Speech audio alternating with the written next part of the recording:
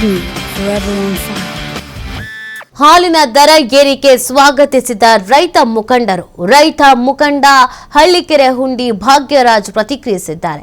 ಏರಿಕೆ ಹಣ ನೇರವಾಗಿ ರೈತರಿಗೆ ತಲುಪಬೇಕು. 2 ವರ್ಷಗಳಿಂದ ಕೊಡಬೇಕಾಗಿರುವಂತಹ ಪ್ರೋತ್ಸಾಹ ಧನ ಇನ್ನೂ ಕೂಡ ಬಂದಿಲ್ಲ. 700 ರಿಂದ 750 ಕೋಟಿ ಹಾಲಿನ ಬಾಕಿ ಬಿಡುಗಡೆ ಮಾಡಬೇಕು. ಗ್ರಾಹಕರ ಮೇಲೆ ಹೊರೆ ಹಾಕಿ ಬಾಕಿ ಉಳಿಸಿಕೊಂಡಿರುವುದು ಖಂಡನೀಯ. ರಾಜ್ಯ ರೈತ ಒಕ್ಕೂಟಗಳ ಅಧ್ಯಕ್ಷ ಹಳ್ಳಿಕೆರೆ ಹುಂಡಿ ಭಾಗ್ಯರಾಜು ಒತ್ತಾಯವನ್ನು ಮಾಡಿದ್ದಾರೆ. ಹಾಲಿನ ದರ ಏರಿಕೆ ಆಗಿದೆ. ಈ ವಿಚಾರಕ್ಕೆ ಸಂಬಂಧಪಟ್ಟಂತೆ ಪ್ರತಿಕ್ರಿಯೆಯನ್ನು ಕೊಟ್ಟಿದ್ದಾರೆ. 2 ವರ್ಷಗಳಿಂದ ಪ್ರೋತ್ಸಾಹ ಧನ ಇನ್ನೂ ಕೂಡ ಬಂದಿಲ್ಲ. ಸುಮಾರು 700 ರಿಂದ 750 ಕೋಟಿ ಹಾಲಿನ ಬಾಕಿ ಬಿಡುಗಡೆ ಮಾಡಬೇಕಾಗಿದೆ. ಸೊ ಅದನ್ನು ಕೊಡಬೇಕು ಅಂತ ಹೇಳಿದ್ದಾರೆ.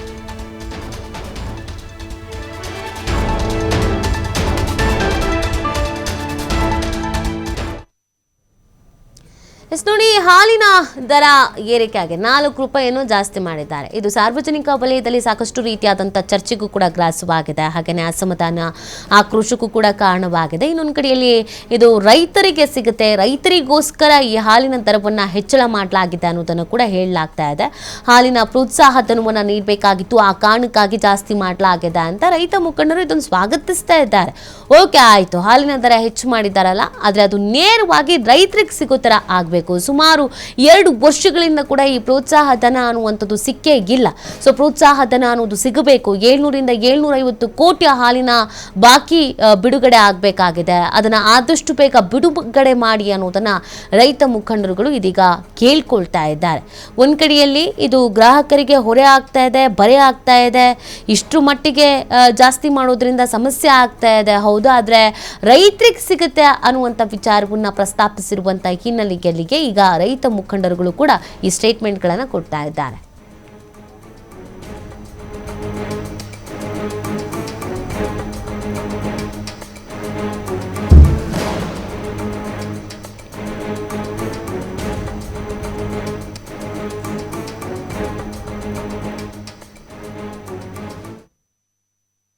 ರಾಜ್ಯ ಸರ್ಕಾರ ಏನಿವತ್ತು ರೈತರ ಹೆಸರಿನಲ್ಲಿ ಹಾಲಿನ ದರವನ್ನು 4 ರೂಪಾಯಿ ಏರಿಕೆ ಮಾಡಿರ್ತಕ್ಕಂಥದ್ದು ಸ್ವಾಗತಾರ್ಹ ಆದರೂ ಕೂಡ ರೈತರಿಗೆ ನೇರವಾಗಿ ಹಣವನ್ನು ವರ್ಗಾವಣೆ ಮಾಡಬೇಕು.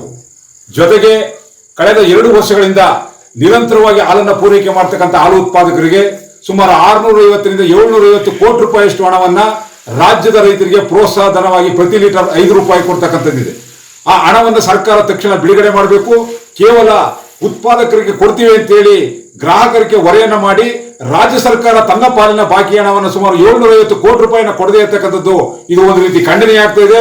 ತಕ್ಷಣ ರಾಜ್ಯ ಸರ್ಕಾರ ಏನು ಹಾಲಿನ ದರವನ್ನು ಏರಿಕೆ ಮಾಡಿದೆ ಆ ಹಣವನ್ನು ನೇರವಾಗಿ ರೈತರಿಗೆ ವರ್ಗಾವಣೆ ಮಾಡಬೇಕು. ಮತ್ತೆ ಏನು ಬಾಕಿ ಕೊಡಬೇಕಾದಂತ 750 ಕೋಟಿ ರೂಪಾಯಿ ಹಾಲಿನ ಪ್ರತಿ ಲೀಟರ್ನ 5 ರೂಪಾಯಿ ಪ್ರೋತ್ಸಾಹ ಧನವನ್ನ ಸರ್ಕಾರ ರೈತರ ಪರವಾಗಿದೆ ಅಂತ ಹೇಳಿದ್ರೆ ತಕ್ಷಣ